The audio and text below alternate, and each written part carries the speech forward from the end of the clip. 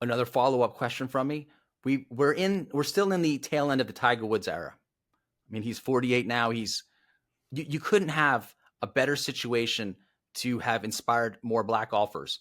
But in this whole period, we've had Harold Varner III and Cameron Champ. So in terms of me, like initially bringing up the whole lip service, you had this ideal, the PGA Tour, the PGA of America, the golf establishment has had this tremendous opportunity to increase the diversity over 20 plus years. And it doesn't look like they're able to do so. Folks, it's truly an honor and a pleasure to have today's guest on. His name is Jimmie James, 33 years at ExxonMobil. His story is amazing, and he's written a book called Playing from the Rough. I believe he's the first person in human history to play the top 100 golf courses in the United States in a 1-year period. You are basically the solo mountain climbing guy of golf. How are you doing today, sir? I am doing great. Thank you very much for having me on. I look forward to chatting about my odyssey, my adventure, and all that led up to it, and all the wonderful people I actually met along the way. This book is amazingly well written. I'm not a big reader, so if a book isn't well written, I won't read it. Going through the early pages of the book, your background was literally the embodiment of hardship and struggle. You grew up in a shack. In my early years were really defined by scarcity. We lived a Spartan life.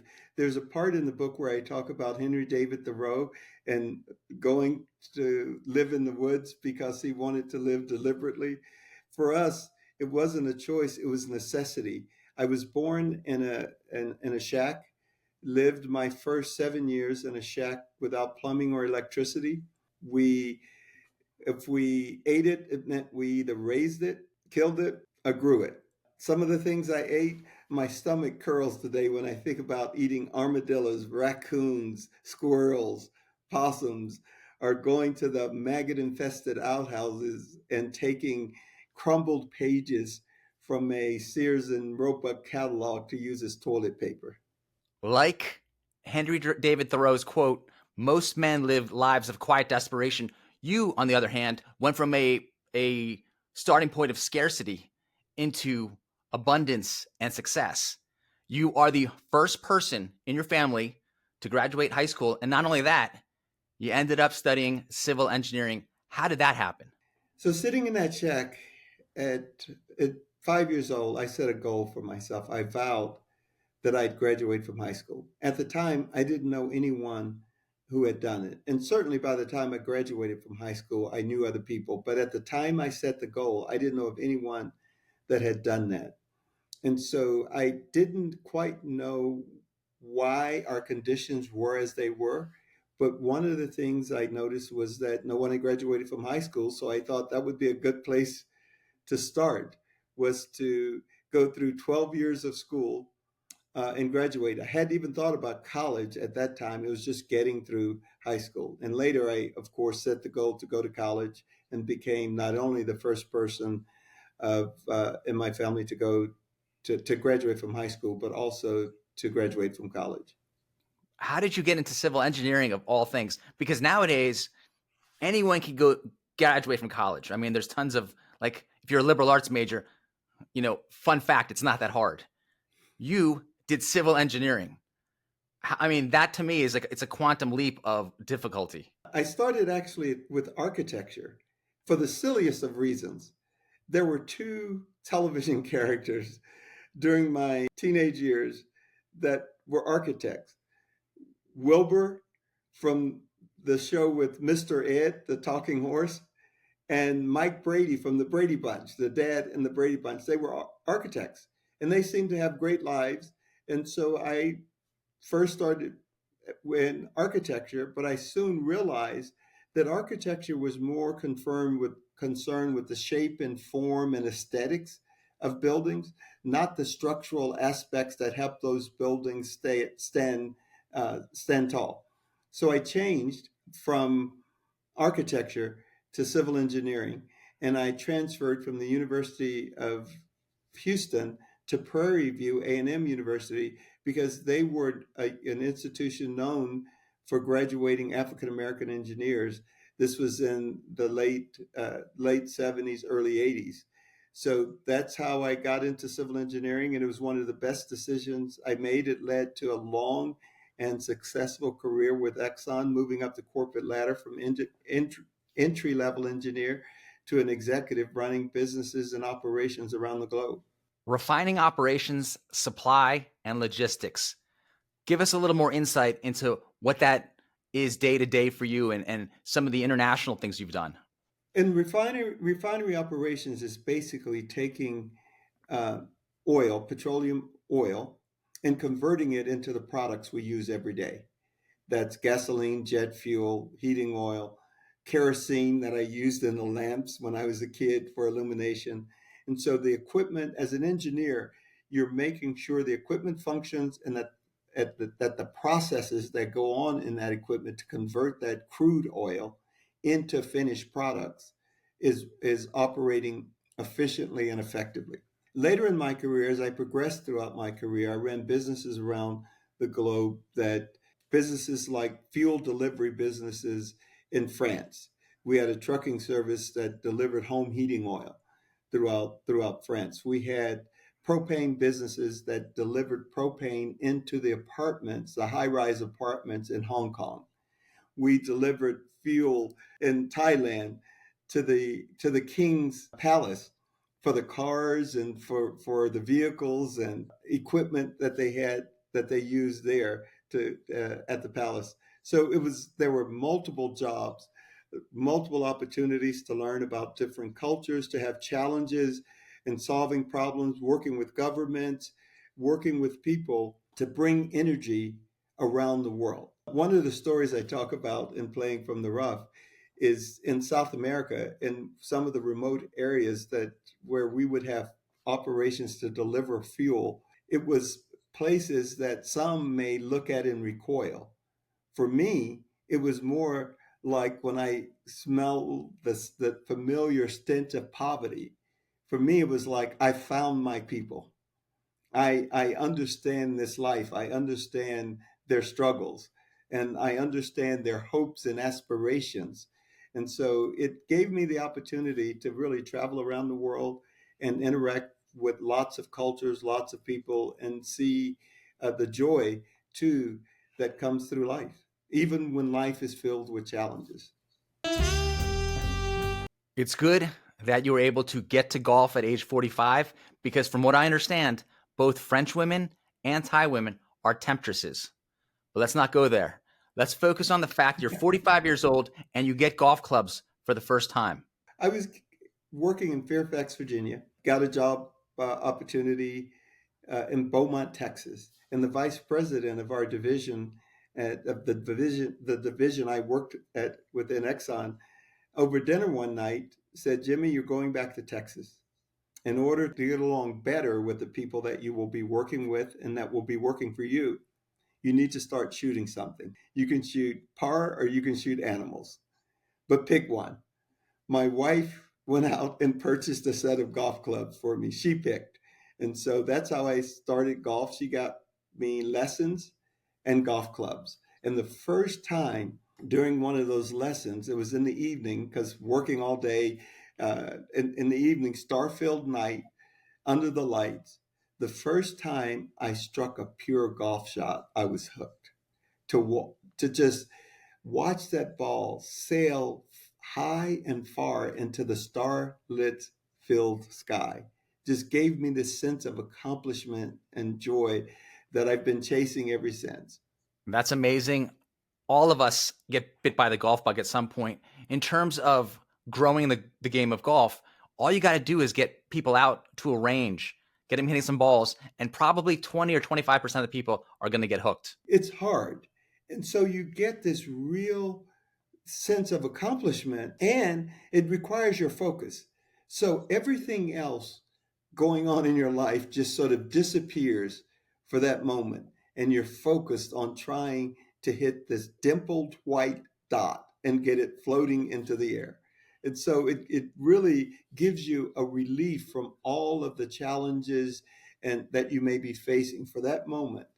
You are swinging and thinking about the game of golf. So let's fast forward now. You've retired. You're looking for a new challenge in life. And it comes upon you to decide to try to play the top 100 golf courses in the United States in a period of 365 days. How did this come about? Sheer stupidity. Uh, so I wish there was more to it than that. But what happened was I had decided that I was going to retire early. My career was a very fast-paced career around the world, lots of responsibility, lots of opportunity. I enjoyed it. I loved what I did. And one thing I said as I got ready to retire, if you really love your job, you should leave it while you're still loving it. I'd seen many people stay too long, become bitter. That wasn't for me. But my kids, I'd missed so many special moments in their lives, and they were entering high school.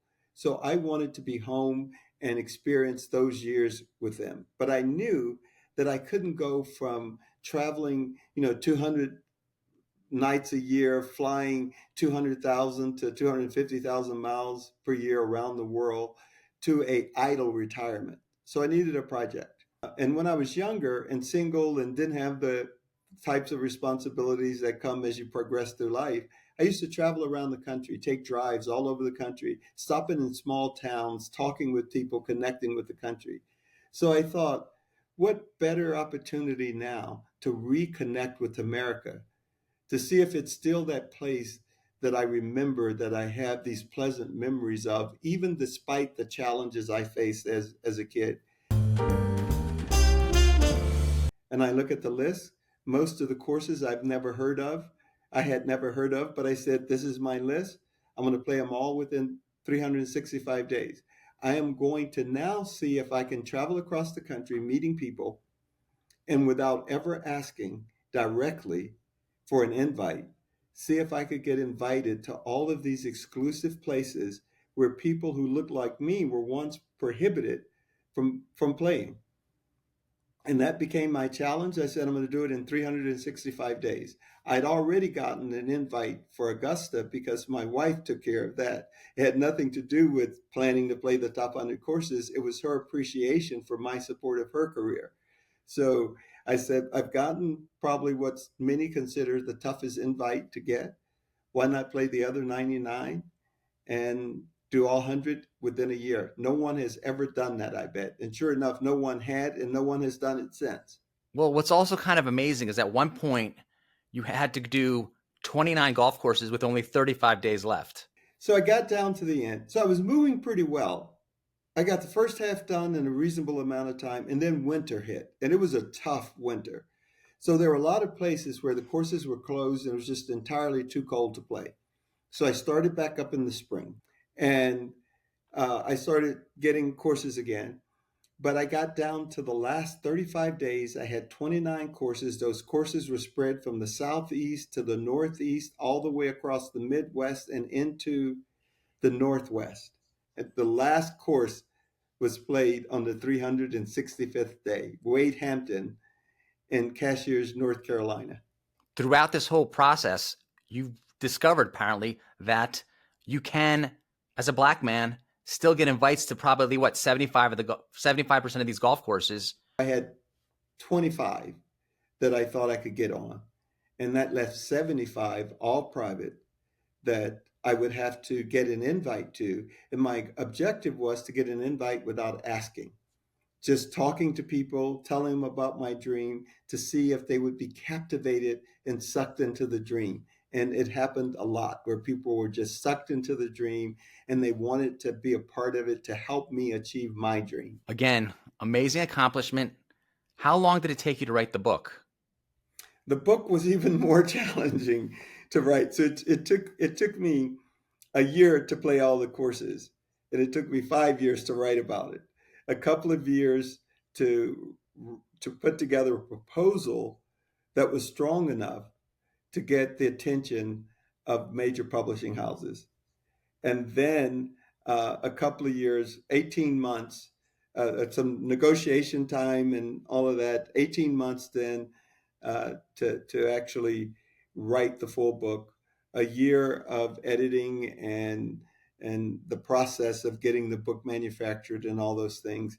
So it took a while to go from the idea of doing a book to getting the book to released, which is going to happen on the 11th of June. It's titled Playing from the Rough, but you could have just as easily titled it Playing It As It Lies, because truly you've taken all these challenges in life and just turned it through perseverance and hard work into an astounding story. And that I have to attribute to the example my mother set for us. With all the challenges we had growing up, she was our silver lining. She was that thing that taught us to appreciate other people. She had very few principles, and they were very simple. Don't lie, don't steal, don't talk bad about others. I knew nothing about playing it as it lies when it comes to golf until later in life. But the way my mother lived life was, if she had played golf, she never would have asked for relief or a mulligan. She would have just played the ball as it lies. That is, take life as it comes and deal with the challenges that you have and always find a way to overcome them. Never quit, never give up. There are pathways if you have the perseverance, the grit and determination to overcome your challenges. You'll find opportunities to do so. You've come from living in a shack to having a house in Kiowa that has a statue of Charlie Sifford in front of it. Can you tell us about that statue? So Charlie Sifford, it's a statue of him as a boy. He was an outstanding golfer, but couldn't play on the PGA Tour because there was a Caucasian only clause. Unless you were a Caucasian male, you couldn't play on the tour. Fortunately, he met a guy that happened to eventually become the attorney general in the state of California, and he worked to get that removed. And Charlie eventually became the first African American to play on the PGA Tour. Well, what's amazing is he's the first black man on the PGA Tour as of 1961. Jim Crow laws end in 1965, but it still took the PGA Tour till 1990 because they had the Shoal Creek tournament, the PGA Yeah. Championship, and that was at a non-black person's club. A club that didn't allow blacks to play there or to And be you also members. That didn't allow blacks to be members there. Yeah. as was the case with Augusta National, which also in 1990 allowed its first black member. So my question to you is your experience.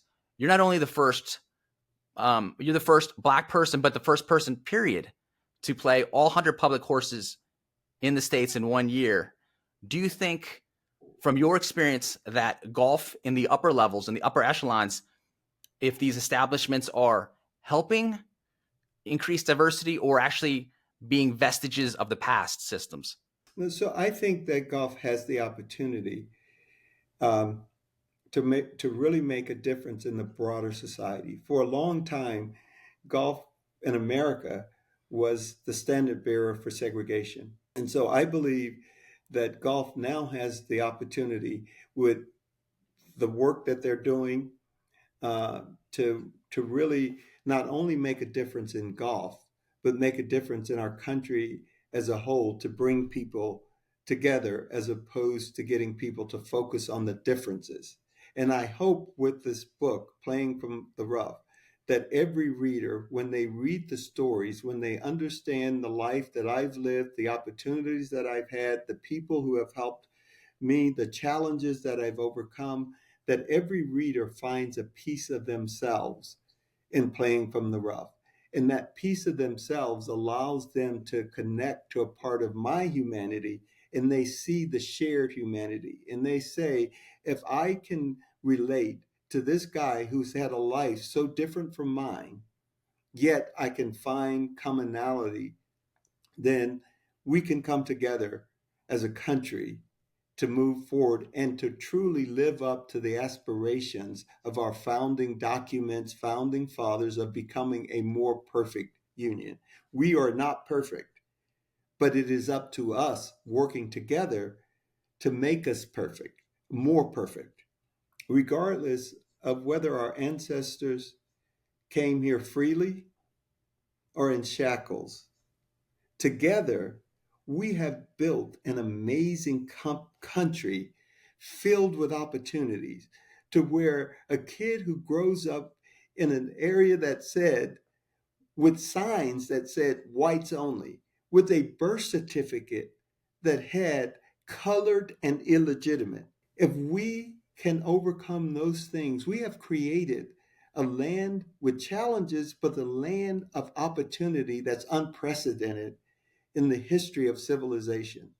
We ought to be able to tackle the challenges that we have today and to really work toward forming a more perfect union. I totally agree. My issue is we see the example of the PGA Tour maybe a few years ago having a $100 million initiative towards increasing diversity. You see all this kind of somewhat lip service, if you will. You look at the PGA Tour board, you look at the PGA of America board. Startling lack of diversity in 2024. Not necessarily, I'm talking about a DEI initiative where you are forcing inclusion, but when the numbers are so skewed with no diversity almost, it's almost like you're forcing exclusion when you have an organization or these golf establishment figures who have a history, as I pointed out with 1990 Shoal Creek, of supporting somewhat exclusion, if you will. What I focus on is where are the opportunities and how can we not just give lip service to, but actually hold people accountable for making a change, for making a difference. And I believe there is a tremendous amount of opportunity to truly make a difference. And that golf has the golf world, the upper echelons of golf, the golf organizations, the governing bodies have an opportunity to truly make a difference for the country as a whole. Because if we can go from golf being what it was, for most of its history in this country, to being a more inclusive sport and community and environment, we can do it for the broader country as well. Another follow-up question from me. We're still in the tail end of the Tiger Woods era. I mean, he's 48 now. You couldn't have a better situation to have inspired more black golfers. But in this whole period, we've had Harold Varner III and Cameron Champ. So in terms of me, like initially bringing up the whole lip service, you had this ideal, the PGA Tour, the PGA of America, the golf establishment has had this tremendous opportunity to increase the diversity over 20 plus years, and it doesn't look like they're able to do so. I don't believe that we have done the things necessary to do so. And when you stop and think about the fact that there were more black golfers on tour before Tiger Woods than there have been since Tiger Woods. You think about within the LPGA, there has never been a black woman to win an LPGA tour event in the history of the LPGA. So why is that? I don't know the answer to those questions, but I think they're questions that are worth asking and investigating and looking into. I know from firsthand that the LPGA is committed, working with the LPGA, committed to diversity and having a more inclusive sport, and that they're not just paying lip service to it. I don't know more. I don't know as much of what the PGA is doing versus what they are putting effort into, and why haven't those efforts been more successful at making it a more inclusive game. I think there's more to it than throwing money at it. um, I think there's more to it than establishing programs. I think we have to bring the right minds together to figure out, because part of what I'm doing, and you made reference to it early on, the idea that the first person to play the most exclusive golf courses in the country in a year, and the only person to do it so far, is not the person that would, if someone tells you, I know this guy that played all top 100 courses, the most exclusive courses in the country, that the Augusta Nationals, the Shinnecock, the Seminoles, Chicago Golf Club, you just start to name these really exclusive clubs to play, and then you say it was a black guy. Most people would be extremely shocked.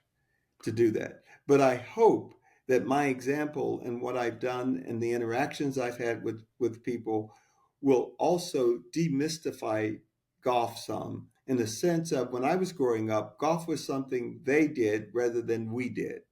And I'd like to see golf as something we all do. And I hope that my example and the opportunities that I've had will help facilitate that. This is kind of tying into your 33 years as an Exxon Mobil executive. If you hired a partner or you outsourced work to a company for 20 plus years to increase diversity and they had funding like the PGA Tour and the golf establishment had, and these were the results they produced, you would probably get a different partner and look up a whole different solution. You wouldn't keep giving that same group or entity money to continue pulling those low metrics. Right. That's where the accountability comes in. And that's where you really have to ask, is is the objective to make the game a more inclusive game, or is the objective to fend off or defend where you are, to fend off the criticism? And you can set up initiatives to where you can say, I'm doing this, I'm doing that, to fend off the criticism. That is a very different objective than the objective to actually make progress and move forward. And that's where accountability comes in. And you're absolutely right. Within the corporate world, if we aren't getting the results that we expect, we would hold the people accountable, we would make changes, and we would move forward in a different direction to do something different, to get different results, to meet the objective. You are actually taking measures to grow the game. So Maurice Allen, a long drive champion, you're working with him. Can you tell us about that? Yeah, so Maurice and I met, we were introduced by a mutual friend, because that mutual friend knew that I was interested in making golf more accessible and more inclusive, and that Maurice was interested in doing the same thing. So he asked me to be a part of his foundation and to help support an initiative that he started to raise money for players attempting to make the junior tours, the Corn Ferry Tour, and at the time it was the Symetra Tour, which is now, for women, it's now the Epson Tour. So we were able to raise some money, not as much as we had hoped, and we were able to sponsor some golfers, some young golfers trying to make those tours. That's not the only great thing you're doing right now. You're also helping veterans get into caddying for the golf course. Something I learned that just surprised me, and this happened associated with writing the book. One of the guys that had hosted me at the one of the top courses, when he learned that I was interested in writing a book, he said, "Hey, I have a college professor who wrote a book about golf. He's a great writer. Why don't I introduce the two of you?" He introduced me to Don Snyder. Don Snyder had written a book, Walking with Jack, about a promise he made to his son when he was young, that if he ever got onto a tour, he would caddy for him.